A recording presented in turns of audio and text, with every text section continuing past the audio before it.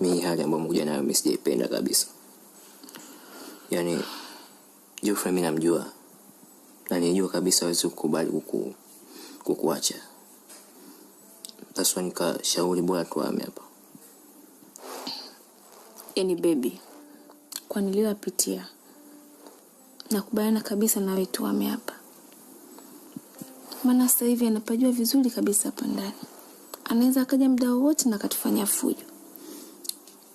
Na pia kitu ambacho nakishauri kabla tujaama, ungeenda kutoa taarifa kwanza kituo cha polisi. Ili kwa lolote ambalo litakalotokea hawezi kuwa responsible. Nilishapanga hivyo.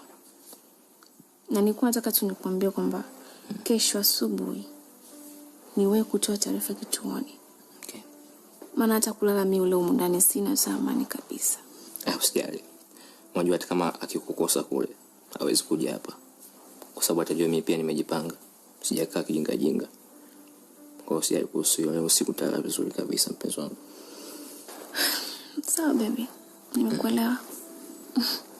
By the way nilikumisi. I miss you more baby. Yaani yule mshenzi amejua kunitesa sana. Yaani niliona kabisa kama nakufa. Na siwezi kuona tena kwenye maisha yangu. Kwa sababu mwenye pia nilikumisi sana. Alafu sema tu kwa sababu alikuwa amehama kwenye nyumba ambayo mlikuwa mnakaa mara kwanza. Kama angekuwa bado anaishi pale, ingekuwa rahisi mimi kukupata. Ya kwa sababu nilikuwa sijui sema ambayo amehamia. Ndio maana hata mimi kwangu mimi ilikuwa shida kupata. Na pia nilikuwa nashindwa kwenda kutoa taarifa polisi. Kwa sababu bado hamjaachana kisheria. Baby. Mimi nataka niende mahakamani. Nikadai taraka yangu. Nataka Geoffrey aniache kabisa niwe na maisha yangu. Sitaki kabisa anifuatilie. Hapo ndo unapokosea sasa. Unasema je kuwa huru. Sema kuwa na mimi bwana. I love you so much. I love you too, baby. Thanks.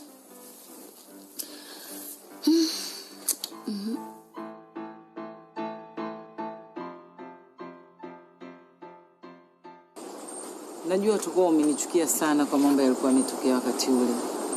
Lakini kiukweli kabisa mwanangu sikuwa na jinsi.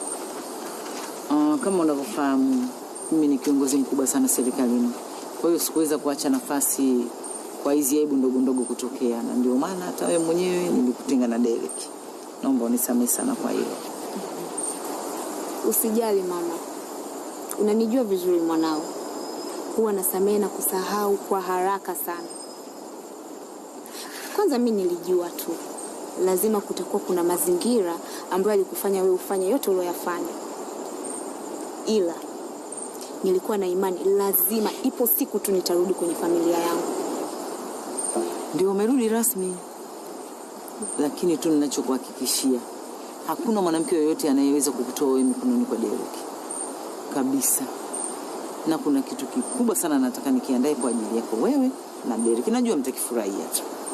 Yaani mama, nitashukuru sana. Wewe mwenyewe unajua jinsi gani ambavyo mimi na Derek tunapendana. Na tumekuwa tukifanya mambo mengi sana kwa pamoja. Ila kitu pekee ambacho kilikuwa kinaniumiza mimi ni kuwa mbali na Derek kwa muda mrefu. Basi mimi nachoomba sasa hivi, kwa sababu Derek ameshakuwa yuko huru, ametoka kwa yule shetani mtu yule. Naomba umshike mumeo kwa mikono miwili. Tena umshike kweli kweli. Kwa sababu sasa hivi Derek yuko huru. Kuna wanawake wengi sana wanamvizia. Na wanamvizia kwa visingizio vingi tu. Mara usijui kwa vile ni daktari, inawezekana wakasingizia wanataka huduma na nini vitu kama hivyo. Naomba uwe makini sana. Unanijua vizuri mama. Huwa sijawahi kumpa nafasi Derek ya kuwa peke yake hata mara moja. Limeisha hilo. Mwanao yuko mikono salama. Basi asante, mimi nashukuru sana kwa hilo. Haya mama.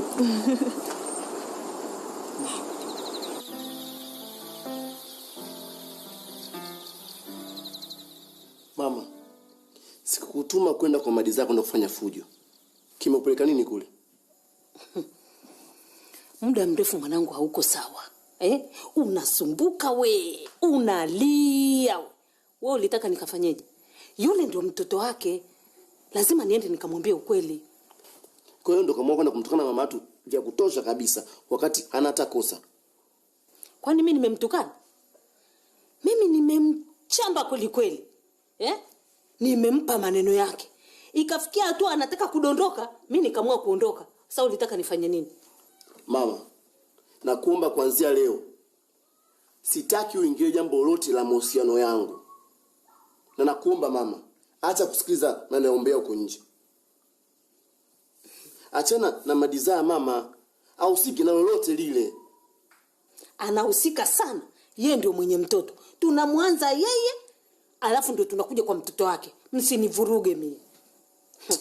Mama, mwanao ni shamsahau dizaa siku nyingi sana. Hayupo kabisa akilini mwangu.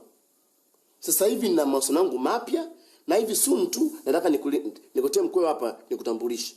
Sababu ndio mwanamke ambaye nataka kumuoa. Kwa hiyo unataka uniambie sasa hivi hauko kabisa kwenye mawazo na desire? Ndio mama. Mungu we, yani mwanangu umenifurahisha. Maana yake tumechoka kujambishwa humu ndani. Yani umenifurahisha kuachana na desire. Hata siamini. Yani mwanangu, yani ungefungua moyo wangu, akia Mungu unaona unavyopaparika. Yani natamani umlete hata kesho nimtathmini kidogo. Sawa mama, mna shida, mimi kesho nitamleta. Sawa, lakini na wewe acha kupeukia watu ovyo. Yani umeafufua ya mtu ambaye haisha kufanya kabisa kwenye moyo wangu. Yani Tadei mwanangu, yani kama umemwacha desire kutoka kwenye moyo wako. Haki ya Mungu, yani Mungu ni mkubwa. Haki ya Mungu kija kushika hapa, utasikia tu moyo wangu unafanya paku paku paku paku. Yani si kwa raha nilio nayo.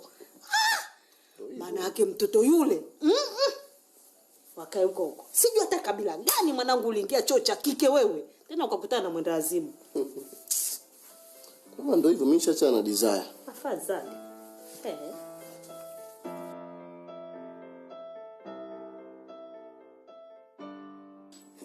Wifi. Mbona usiku na mabegi? Kuna shida gani tena? Mimi nimefukuzwa mimi. Imekuwaje? Niambie. Imekuwaje hivi? Derek hataki kunisikia wala kuniona. Siamini.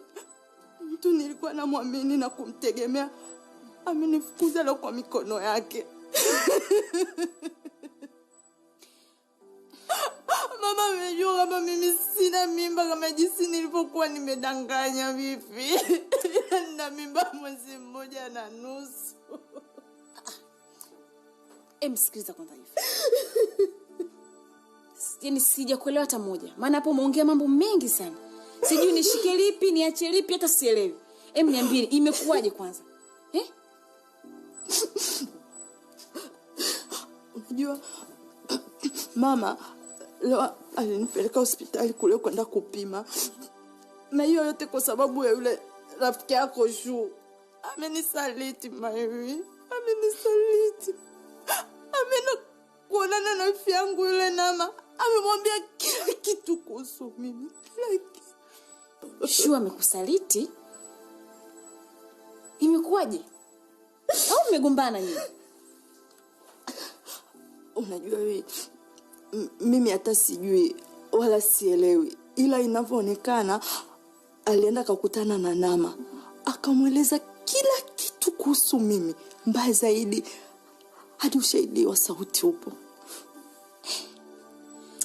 Kwa sasa wakakuchukua wamekupeleka hospitali wamekupima. Sasa hiyo mimba ambayo unasema ina mwezi 1, hiyo imetokea wapi? Naona kama ni miujiza imenishukia Mary. Ila mwezi uliopita nilikutana kimwili na Derek. Ile siku alikuwa amelewa na mimi nilikuwa nimemisa na mume wangu. Kiukweli mimi nilikuwa sijui kama ni mjamzito. Hadi leo tulipoenda kupima kule ndo akaniambia kwamba mimi ni mjamzito. Kwa hiyo pamoja ya kuwa na ujauzito wa kweli, lakini bado tu amekufukuza? Hamjui vizuri Madam Veronica wewe. haumjui yule mwanamke. Ameniambia kama nimeweza kudanganya jambo kubwa kama hili, basi simfai kwenye familia yake. Na hawezi amini kama hii mimba ni ya mtoto wake ama la. Kwa hiyo ina maana kwamba umenitaja kwa mimi ndiye niliyefoji majibu ya vipimo vyako? Hata kama nisingekutaja Joel, unafikiri mimi ningefanya nini? Wakati unajua fika kwamba wewe ni daktari niliyekabidhiwa na familia. Mimi ningefanyaje? Au ningekwepaje hilo? Unajua Misa, huo ndio kama kitu rahisi. Na mimi nilijua kabisa kwamba kitakachotokea baadaye kitakuwa kama hivi. Yaani nilijua kabisa mwisho wa hii issue yetu ni mbaya. Ona sasa. Na nakuelekea enda kupoteza kazi yangu.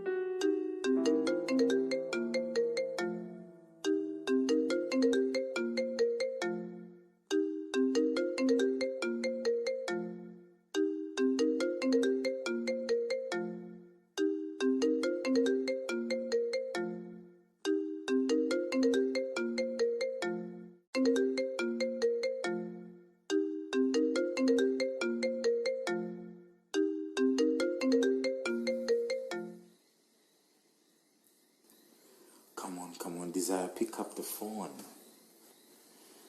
Pick up the phone, please.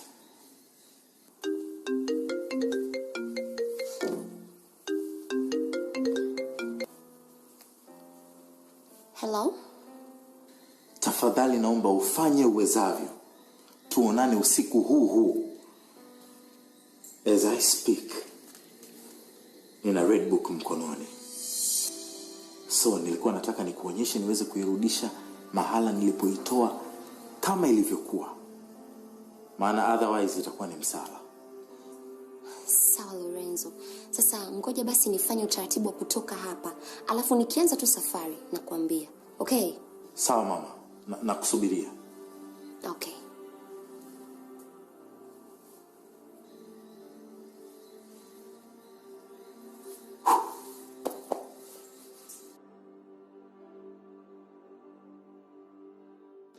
Red book? Mbona kama naanza kukiogopa hiki kitabu? Hivi kweli mimi niko tayari kujua wahusika wa vifo vya wazazi wangu na wanaomiliki mali za baba yangu? Mbona kama moyo wangu unakuwa mzito kwenye hili jambo?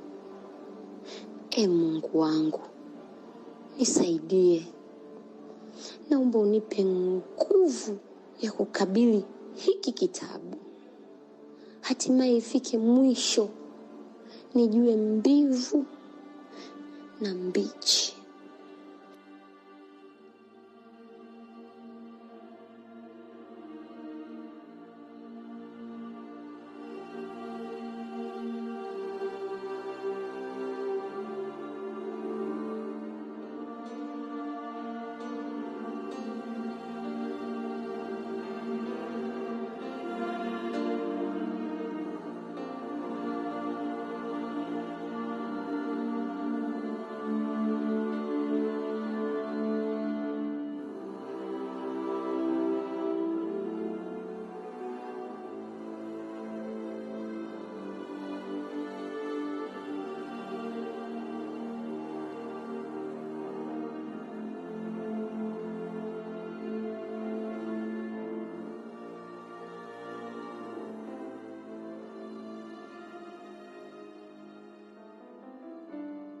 Baba. Naam. Nadhani kazi yako sisi tumeifanya. Okay. Na tumeifanya vizuri na kwa usiri mkubwa sana. Vitu vyako hivi hapa. Oh. Basi.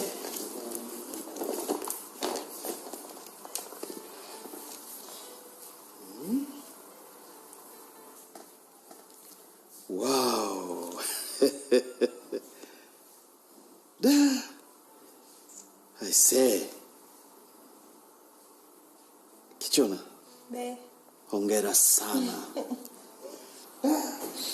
Mmefanya kazi kubwa sana kwa muda mfupi sana. Safi sana kwa kweli. Kwa hili sitokusahau. Ipo siku tu nitakukumbuka. Usijali baba. Unajua baba, wewe unastahili mambo mengi sana kutoka kwangu. Umenisaidia sana. Nimepata kazi, sasa hivi nina kipato, naendesha maisha yangu mwenyewe. Kwa hiyo nastahili kufanya chochote kile kwa ajili yako. Lakini wengine huwa wakumbuki walipotoka. Ya kweli. Kweli. Na vipi wakati mnazichukua hakuwastukia? Hapana. Kwanza unajua tu kazi ilikuwa ni nyepesi. Unajua bosi Nama na utaratibu wake, ikifika weekend au siku yetu mwenyewe akijisikia, anataka tumfanyie massage, tumkatekate kucha na tumchane nywele. Sasa hiyo chance ndio nilitumia nikafanya kazi. Inaonekana binti yangu anapenda raha na maisha mazuri kama baba yake. Sana. I say. Kwa kweli. Sasa nisiwaweke sana mkaja mkafika nyumbani usiku mkubwa. Sawa? Niwashukuru sana kwa kweli. Sawa, ila kabla hujaondoka nisiwe tu mbinafsi. Witi amenisaidia sana. Na niseme tu labda bila yeye huenda kazi ingekuwa ngumu au nisingeweza kufanya kabisa. Ila amenisaidia. Witi? Nimeuona mchango wako mama. Nashukuru sana.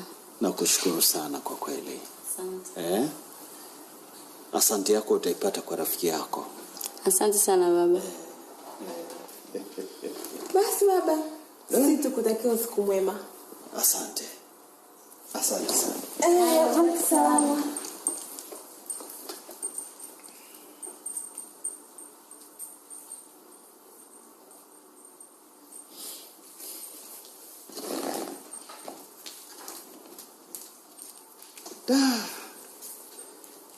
Veronica.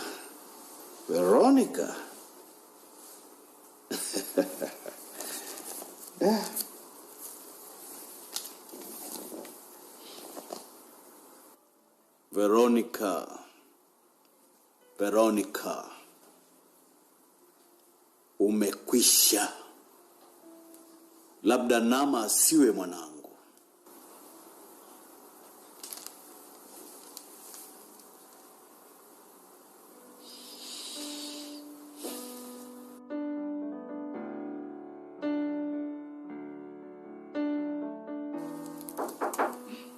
Who is it? It's me. Hey. Hi. What's up? Wow. Great. Karibu. Asante. Busy babe. Kwani unagonga sasa? Baby, naanzaje kuingia chumba cha mtu bila kugonga hodi? Why are you saying chumba cha mtu? This is your room. Come on, hiki ni chumba cha mume wako mtarajiwa, sio lazima ubishe mlangoni. You can come in 24/7. All right, okay, I'm sorry my love. What's up? Okay, I got a call. Kuna emergency kidogo imetokea nyumbani and they really need my presence. Kwa hiyo natakiwa kuondoka usiku huu kwenda kumwona mama. Yeah. But it's late. I need to go like usiku huu, babe. Don't worry, it's okay. Nitakuwa niko sawa. Sintana na driver. Hey. Kwa nadhani mimi naweza kuacha driver akupeleke wakati mimi nipo. Mtoto wangu atajisikiaje usiku wote huu mnakimbia huko? Alafu anza kupandikiza mbegu ya chuki kwa mtoto wangu. So, nikwambie? Ninatuma email hapa. It's really important. So, hebu nisaidie kitu kimoja. Yeah. Nenda kwenye closet. Chagua nguo. Anything? Not just anything. Chagua nguo ambayo ungependa wewe na mtoto wangu nivae. And then ukiwa umemaliza, mimi nitakuwa nimeshamalizana na hii email. And we can bounce and I will drive. All right. Yeah. So, yeah. What? Hey. Yes? Natamani kukwambia that I love you every second. Every passing second. I love you more, baby. Work on that email. Right. Nitakuchukulia yangu.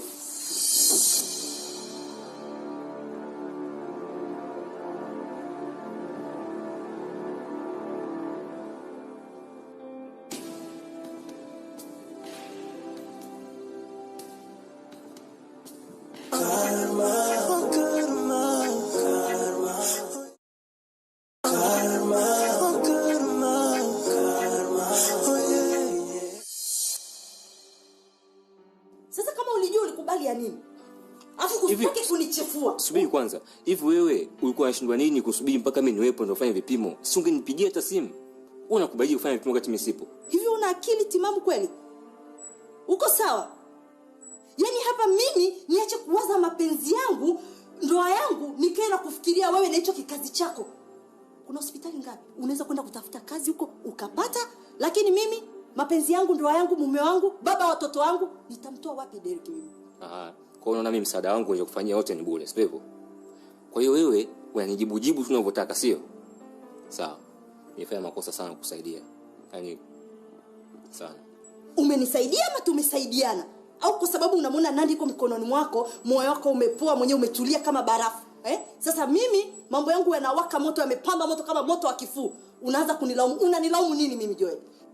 Hivi wewe unafikiri mimi kwa akili zako hizo ambazo unazo ambazo hazina hata akili, unafikiri mimi kwa nini kumpata Nandi bila wewe? Uwezo kumpata Nandi nikopo nao. Sema wewe ujirahisisha tu. Kwa hiyo usijione kama wewe ndo malaika kabisa kwamba wewe ndo umekutanisha mimi na Nandi. Jamani, mimi naomba msigombane. Kama yalotokea tayari yameshatokea. Cha muhimu hapa tukae tujue tunasolve vipi tatizo. So mnaanza kugombana vitu ambavyo vina hata msingi hapa. Yaani hapa hatuwezi kuelewana Mayui. Mimi naona hapa mnazidi kunichefua tu na kunipotezea muda wangu. Ni hivi, mimi mwenyewe najua nini nitaweza kufanya ili niweze kurudi kwa mume wangu. Sawa, sihitaji msaada wa mtu yoyote. Ni hivi, lile begi langu naomba unihifadhie, kesho asubuhi na mapema nitakuja kulichukua. Mimi mwenyewe nitajua nafanyaje ili kuweza kusolve ile tatizo langu. Sasa hivi unaenda wapi sasa hivi jamani?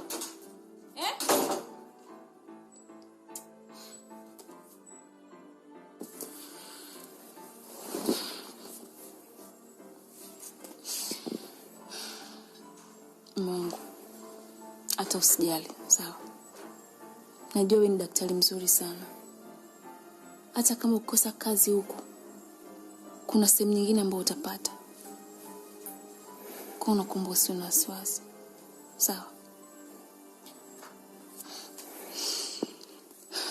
Nakupenda sana Mungu. Nakupenda pia mke wangu.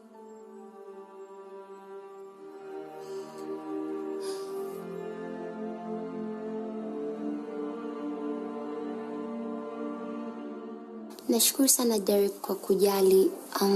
Mungu akipenda tutaonana kesho asubuhi. Okay. Please, ukifika naomba nitaarifu. Ni muhimu sana.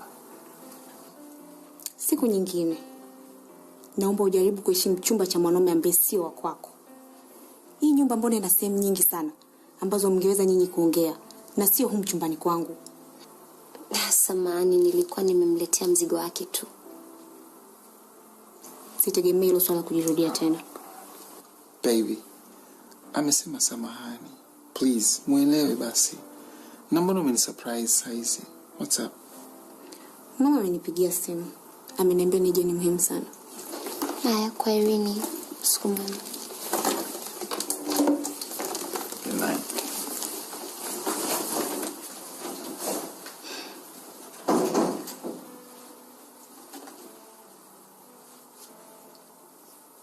Alikuwa na shida gani na wewe mama usiku wote huu? Si angesubiri hata kukuche. Usijali baby. Mama wala hataji anisumbua. Yaani ana haki ya kuniita mimi muda wote ambao anajisikia. Uko okay my love? Yeah, I'm okay. Nimerudi tuishi wote hapa mume wangu. Na yule shetani 40 yake imeshafika. Ya, najisikia furaha sana kukuona tena mume wangu. Na mimi pia na furaha sana. Sitegemei kukaa mbali na wewe tena. This I promise you. Me too.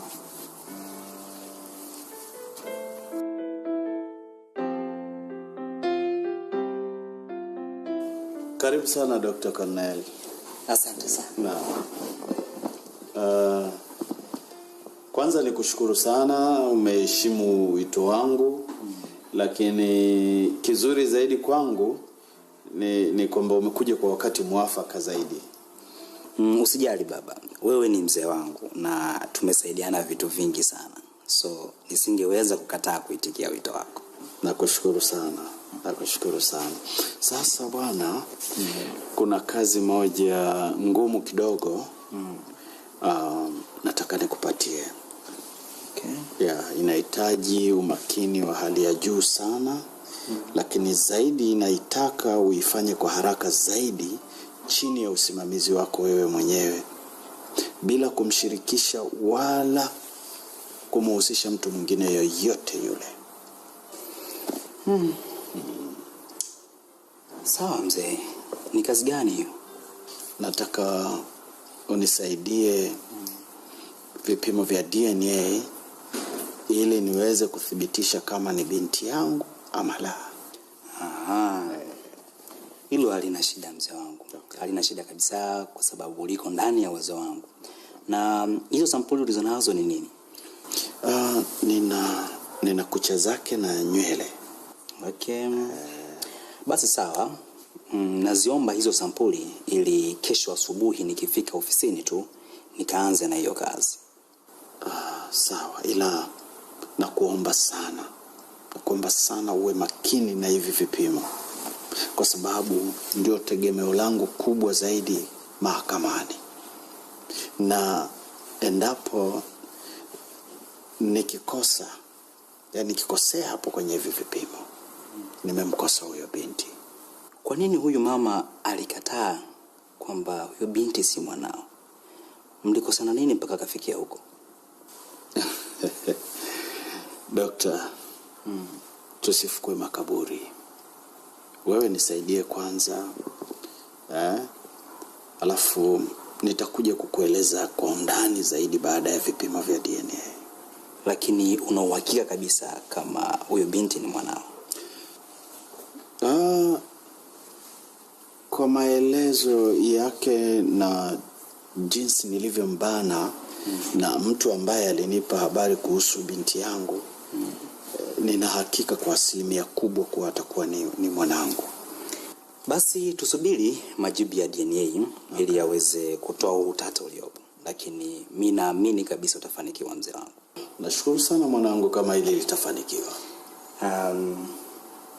Asante sana pia. Nikutakia usiku mwema. Asante. Na wewe pia. Karibu sana. Asante sana. Hapa ni kwako. Asante sana.